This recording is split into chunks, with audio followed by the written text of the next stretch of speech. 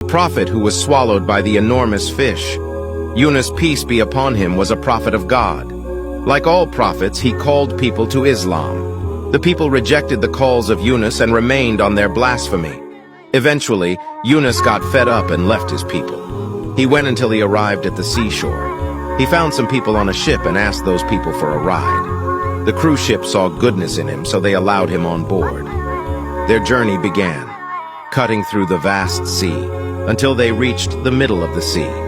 The sea became very violent and the winds blew rough. The crew of the ship was horrified. They said, "Indeed, among us is one of sin." They suggested a lottery amongst themselves, and whoever loses gets thrown off the ship. It was Prophet Yunus that lost the drawing, but they saw good in him. They couldn't find it in themselves to throw him over.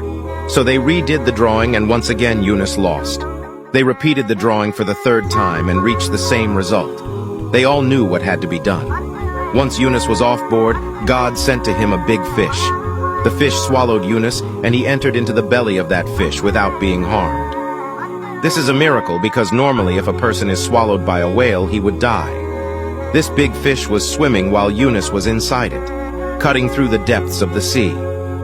Yunus found himself in 3 layers of darkness. The darkness of the belly of the fish that was in the darkness of the depth of the sea that was in the darkness of the night. Yunus heard strange sounds. God revealed to Yunus that these sounds were the tasbih of the aquatic animals. Yunus began making zikr and asking God to forgive him. God ordered this fish to dispel Prophet Yunus into the open land. He came out of that fish weak and sick. Some said that he was in that fish for 3 days, and others said he was in the fish for 7 days.